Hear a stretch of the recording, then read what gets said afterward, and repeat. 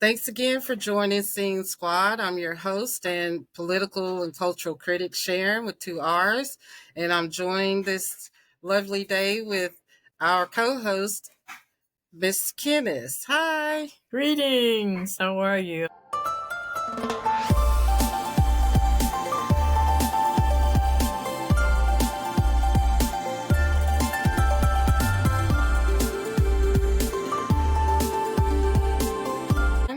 And I want to get started with the hands-off protests this weekend. There were 1,200 hands-off. It's probably more, but 1,200 hands-off protests planned all across the U.S. against Trump and Musk. And there were also global protests: Tokyo, Paris, France, London. And I want to play one video here that will get us started and get us in the mood, and then we're going to talk on the other end and have some reactions to the protest.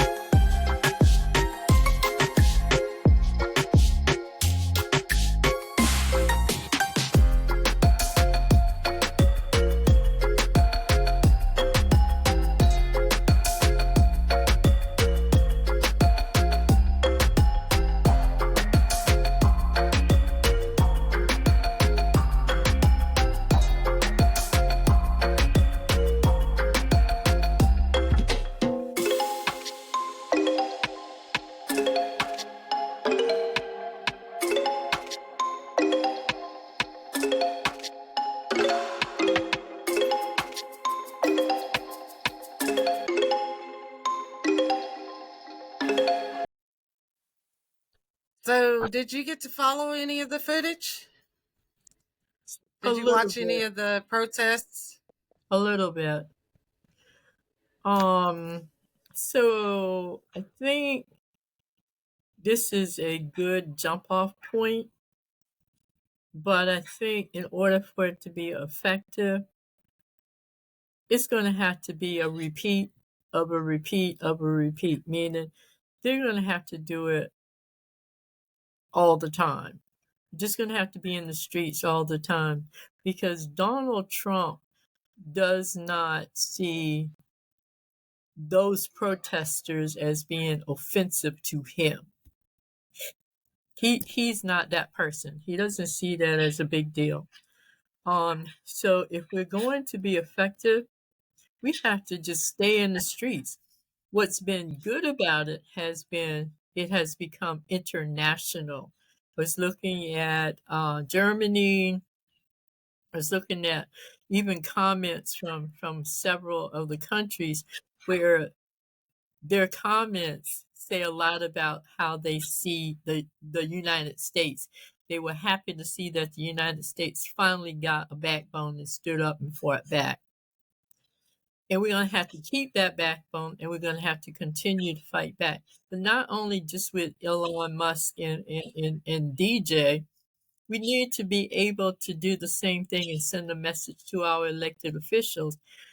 And the elected officials have to get a backbone and start, coming face to face with those individuals that DJ has confirmed into these seats. Secretary of Treasury, Department of Education. We have to make it not just hands off of Donald, off of DJ and Alon, but we have to make it such that we don't want any of the stuff that you all are doing. Take us back to where we were. None of this make America great again.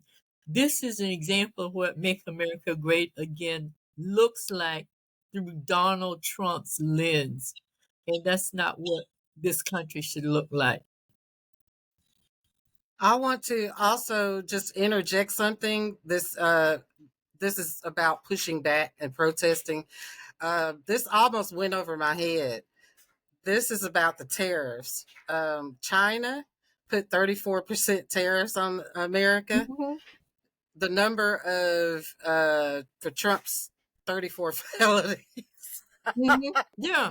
Yeah. Yeah. Mm-hmm. Mm-hmm. Yep. So I'm like cheering other countries that are pushing back on this nonsense as well, because that's all part of the protest. Well, especially the countries he has gone after. I mean, Canada, Greenland, China, all those countries that he has on his hit list. So what will be interesting is, and I'm pretty sure that more and more of us will come into the mix, but we don't want to be in the mix and then it becomes a riot. And Mm-hmm. anytime our faces show up, it immediately, the news media and everybody standing around translates that into a riot. It has to be hundreds and hundreds, millions and millions of people out there saying, no, this is not right. And we will come into it, but we don't want to be in it first day and it becomes a riot and then that's the end of it. But I think that the more countries say, hey, thank you all for standing up to him. What I'm waiting to see is when Donald Trump was in his first term, he dubbed about 14 or so countries on the continent as those countries of sugar honey iced tea holes. Uh, you know, so Mm-hmm. I want to see how that plays out because they probably are on his hit list. So when we join the protest, I'm hoping that they will come in on the continent and also be supportive because what we need to say to him is we see you and we know what you're doing. You have a hit list and everything that's on your hit list, as you get even with somebody, you check it off, check it off. So I think It's, it's great. it's speaking of, and also cheers, and bravo to everybody that got out there. But like Miss Kenniss said, it's all by design that if we showed up, there would be different outcomes for this. And I'm going to play a couple of videos and reactions to the protests from the Black community. And we're going to talk on the other side of the first one here. I just saw a video of a white woman standing in the middle of the road here in Dallas during the protest because the police blocked off the road for them because the crowd was so big.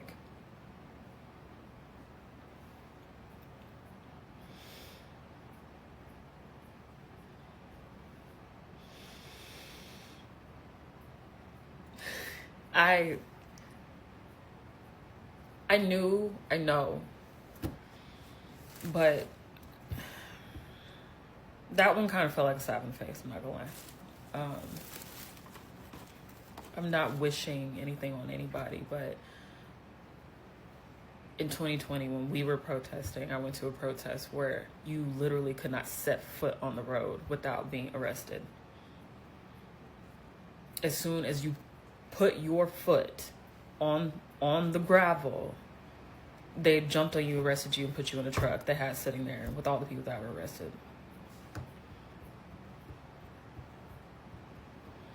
And no, having sanctions were not an issue.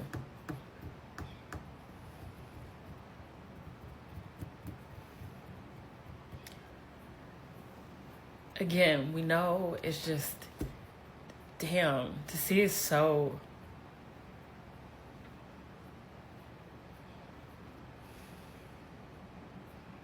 I did not expect this. I did not. I did not expect to be so angry about this.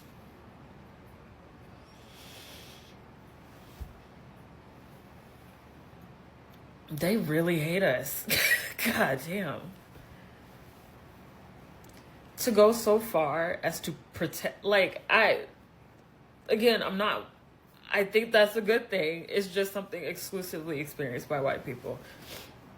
So, I'm gonna have to go process this. But yeah, that one stung. Turnouts from Washington, D.C. to Chicago, West Virginia, Utah, and beyond.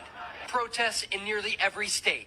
I think America is in terrible distress. We're showing the current administration that we are not happy. That was a hands-off march yesterday. The 92%, the diaspora, for the most part, we stayed home. And that was by design. You see, the white people, the rest of you let the oligarchy in, and now you need to get them out. We've been in this fight for over 400 years. From the revolts, to the abolition movement, to the Underground Railroad, to the Civil War, from the politics to Reconstruction, to organizing at lunch counters, to the artistry we expressed, to the labor movement, to protesting in the streets, to the leadership we showed, to the laws that we changed, from the Black Panther Party to the Black Pride, from hip-hop to BLM. And with that fighting, we also faced 400 years of pain. From the kidnappings we faced, to the black codes, to the lynchings, to the massacres like Tulsa, to the brutality, to the surveillance we faced, to the assassinations, to the prison industrial complex, to the police brutality, to the barriers we faced, to the trauma we experienced, to the stereotypes we endured, to the eraser of our people. Step up, white people. It's your time to step up. I like that breakdown. Your thoughts? It always amazes me to hear folks suddenly realize that we're hated in this country. I don't know why it's such a shock. They've done nothing to send us, for the most part, any show of affection. And the brother did an excellent job of breaking it down. You know, we got no respect here, we've got no respect here, we have no respect here. This is how they've treated us, and they continue to treat us this way. So anyone who's shocked and or so unable to express that emotion, it just bothers me, because you saw how Trump was, what, 4 years ago? You've seen how he was before that.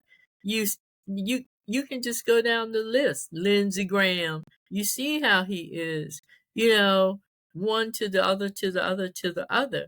So I really feel sorry for her, because I just don't know what can be done if she feels suddenly that she realizes this country is so full of hate that she has to go process. And the last thing I'm going to say, there's this amazing book called Fire from the Soul by Donald Spivey. And there's something in there that he says, and it is so true. After the Civil War, in that era, it was said that this country will be the white man's government, or it will become the land of the Negro cemeteries. And we can say, yeah, a lot of things changed because we got the black dude in the White House, with the black family. Okay, I'm not sure that wasn't orchestrated. I don't know. But again, on one side of him, they hated us. The sister couldn't even come out dressed up with a sleeveless gown on without them having negative commentary about her. Dude comes out with a tan suit on, and the whole world goes, upside down. So the hatred is there, systemic, structural, you name it, it's there. And I just feel really some kind of way about her. But I like that picture you just put up. Unfortunately, there are a lot of the youth that weren't exposed, and with the conditioning that the media the news, the movies, and everything like that.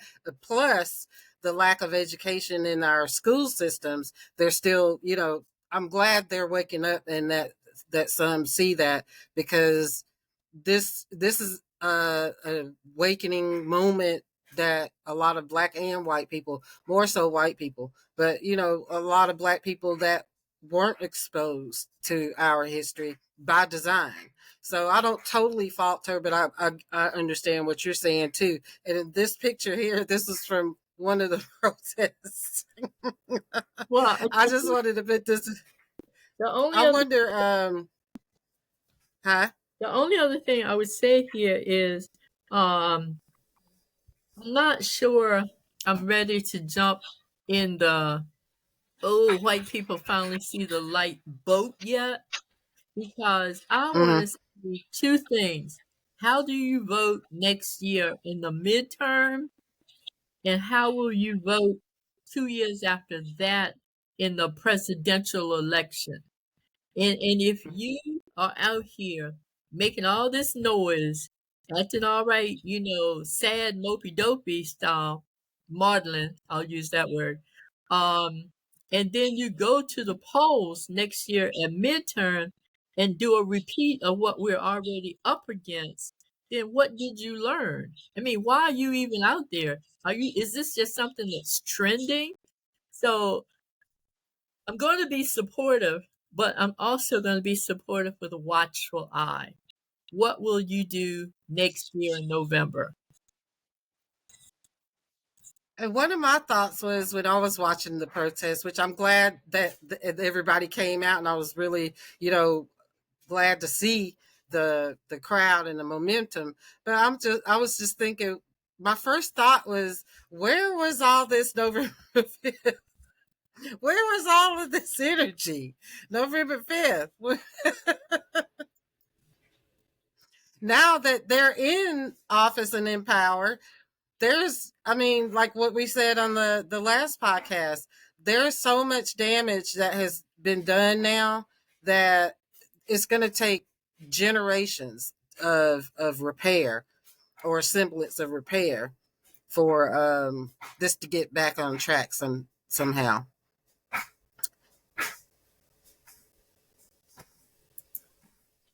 So she dropped for a second. Let's see.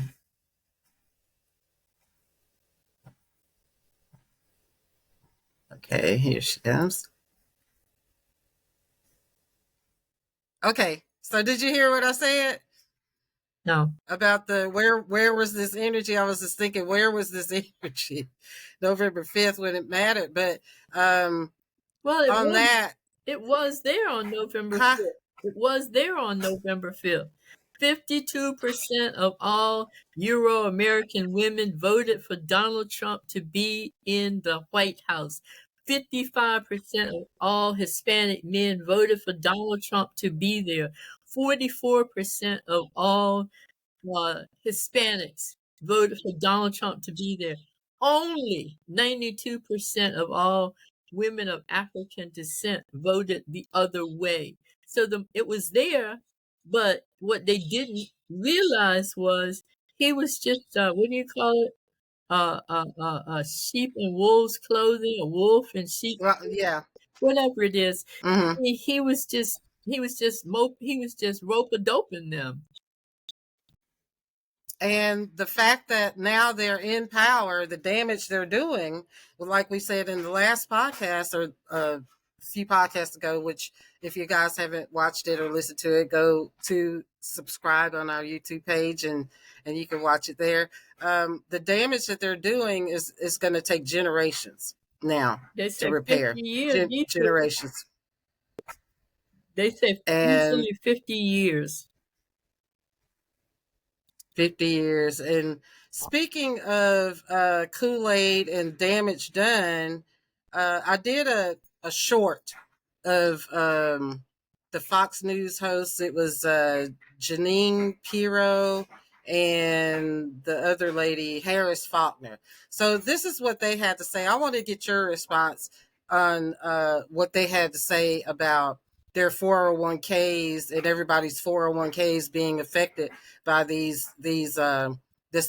economic terrorism that Trump has enacted on everyone.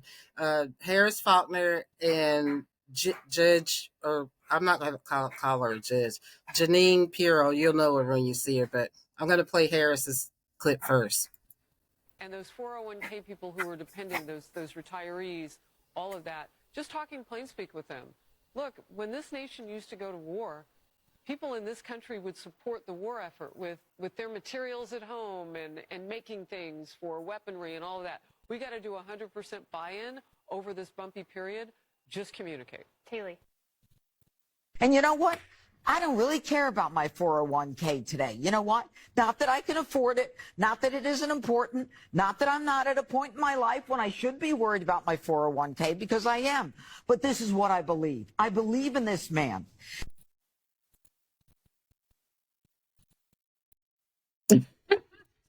I mean, speaking of how much they're worth, I think... I didn't hear her say anything.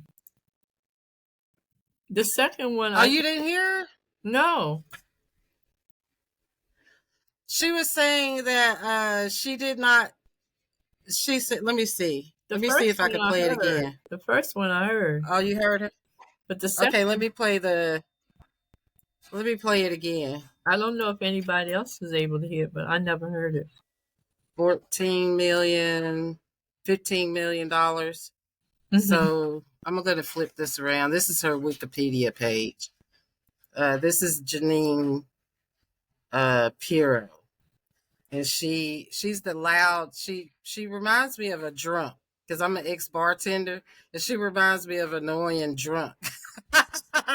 But she was basically saying, I believe in this man. I don't care about my 401k.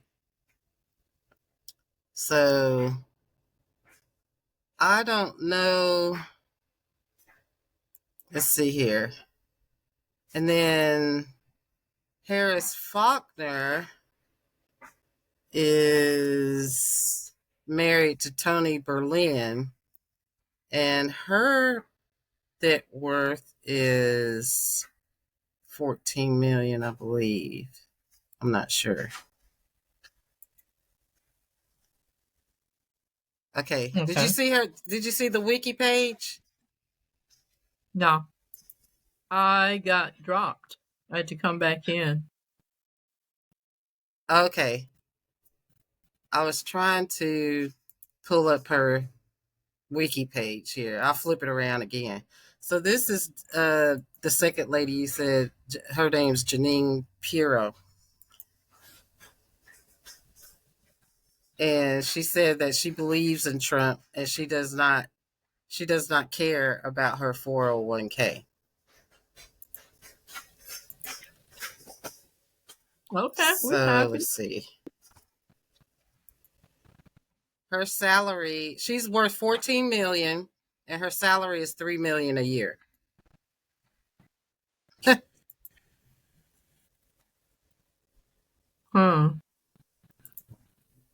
You don't have any children? And same goes with, let me see, Harris Faulkner. I'll get hers. Harris Faulkner she's married to Tony. Oh, God. This is killing me. Tony Berlin. Okay. They've been together for over 20 years. So he's in the media business too.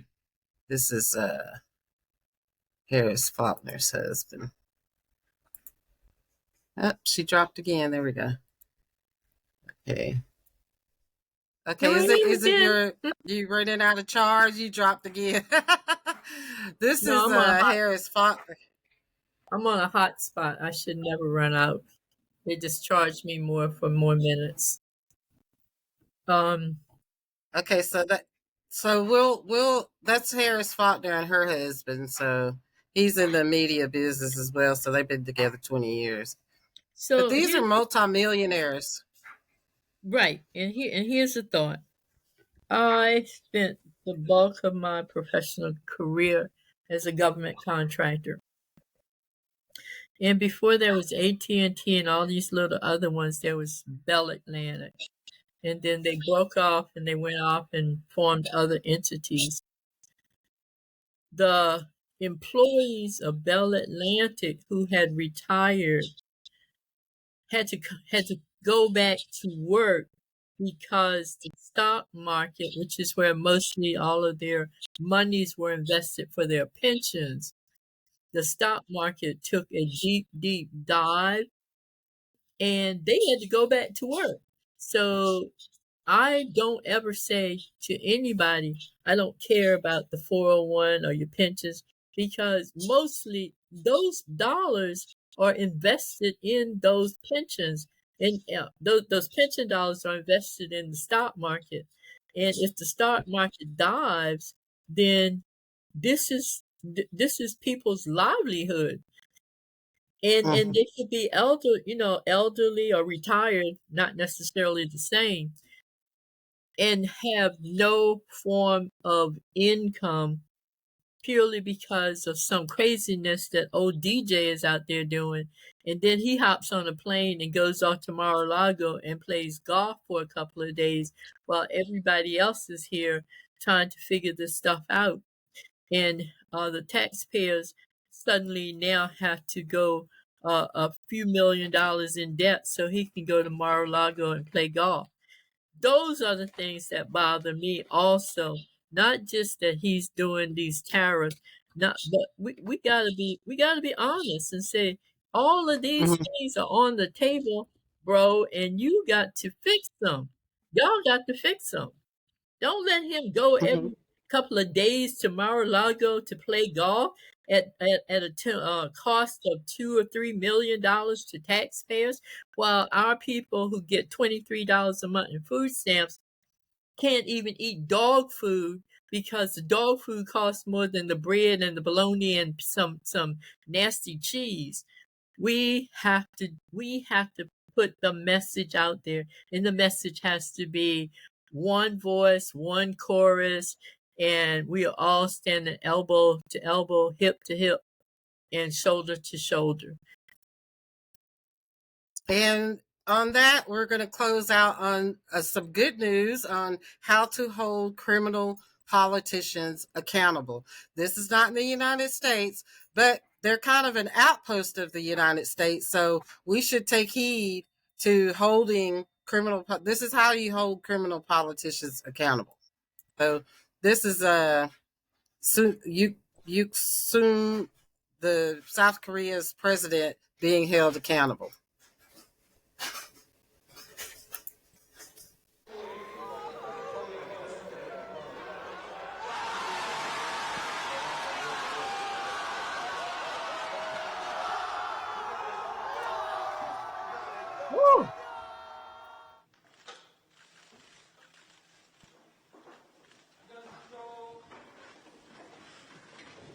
재판관 전원의 일치된 의견으로 주문을 선고합니다.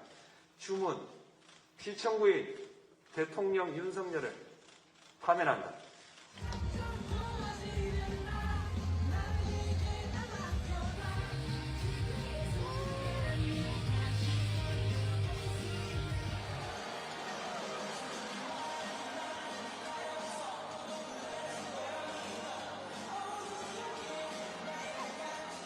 이제 기쁘고 감격스럽고 이제 주말도 반납하고 시위에 나온 시민들의 그리고 민주주의의 승리라고 생각을 했습니다.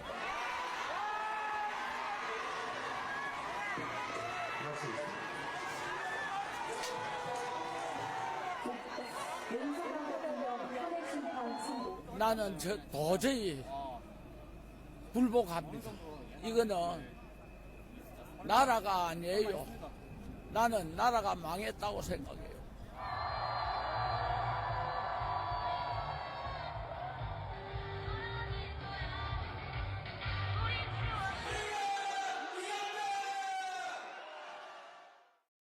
So they now have, Are they governed by a strict constitution such as the one we have?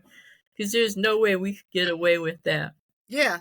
Yeah, because the basically their justice system is kind of modeled after ours, because because of the military base and how they're kind of like an outpost of the United States. So basically, the United States, they're not so totally sovereign, because a lot of people don't realize the United States dictates to them, just like the United States does to Japan. And it's just ridiculous that we have bases all over the world like this, and we get to dictate. But he was like a Korean Trump. So that, like that last guy, he was like, this is not a proper country, and he was like a supporter of his. So they have 60 days now to get another president, to vote and have elections to have another president. But yeah, they have a constitution just like ours that they followed. And it took them 72 hours? When he called for martial law, he was pulling a January 6th, kind of like what Trump did. And they shut him down within 72 hours. They were like, "Oh no, not today." But and that's it. Where you got Trump out there jumping up and down, hollering about how he wants to give reparations to the J6ers. Yeah. These people are like, no. We're not playing your game your way. We want you gone, and this is what we need to do to get you out. They were having a conversation the other day about Trump and how they can't really get him out of there because the impeachment process starts in the House. Who's in a majority in the House? You think they are going to shoot themselves in the foot by starting an impeachment against Donald Trump? No, they're not. So they got it right. That's the difference. Yeah, they got it right. That's the difference.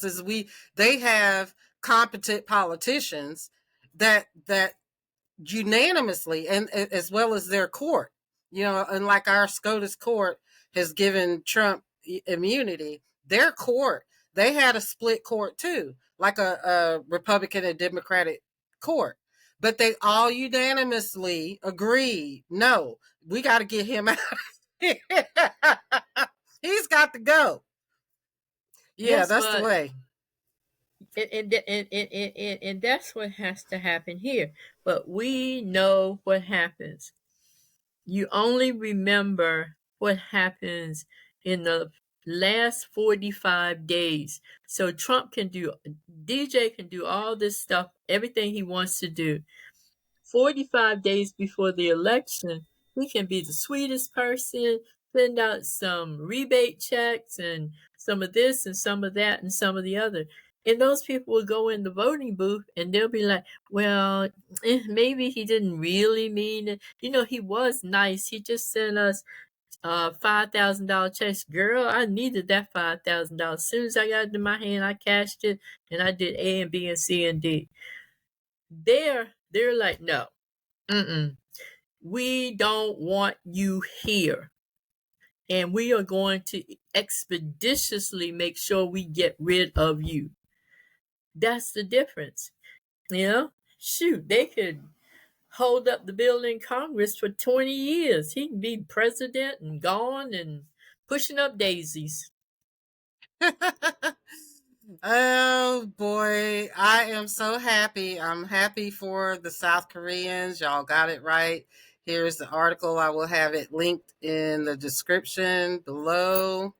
South Korea's President Yoon removed from office over martial law decree. South Korea's Constitutional Court says that President Yoon Suk-yeol violated people's basic rights by declaring martial law. So he is out.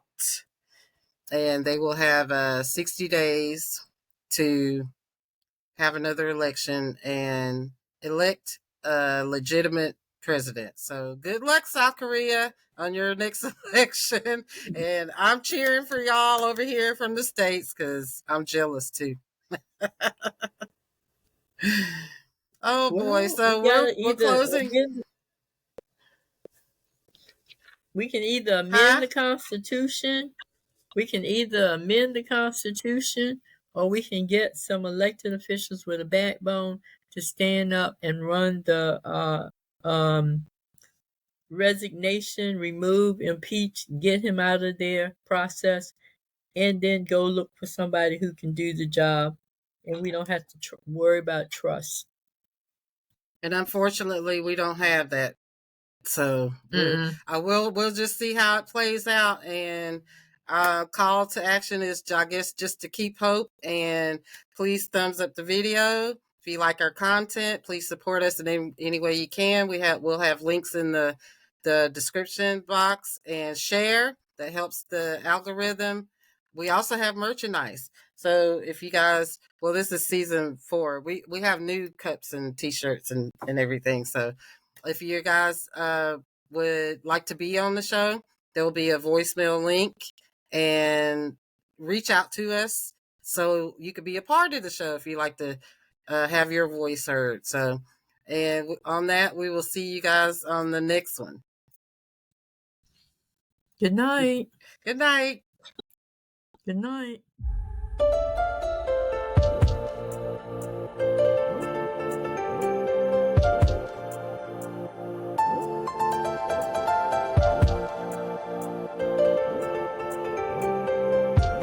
Let me pause my movie.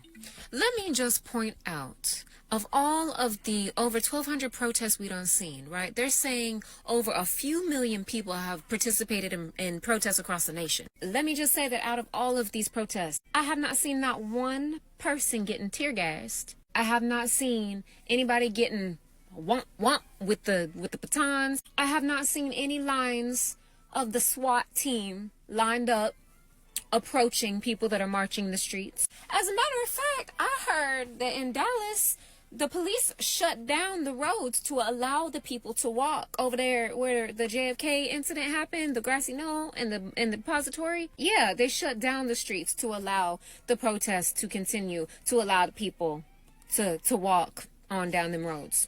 So when you hear black people saying, the ones who decided to protest in other ways, like protesting by not being on the front lines, remember that this is why. Had it not been majority white people marching, would that have still been the outcome? Like, serious question. Don't lie, you know the answer. And this is why we said that this wasn't for us. It is okay that some people went. Okay, that's fine. But it is great that majority of us stayed home and watched TV, while simultaneously having already been doing protesting through other avenues. Because y'all act like marching is the only way to protest. Just remember, this is why the outcome would have been very different. And we all know it. And if we're being real, it's not our jobs. It is not our jobs to dismantle white Christian nationalism and white supremacy. We didn't create it, bitch. We did not create it. We don't benefit from it. So it's not our jobs to dismantle. It has to be dismantled from within by the very people that created it and benefit from it inherently. That's them same people marching. As you should. I'm so happy. I'm so happy y'all showed the fuck up while we sat the fuck down.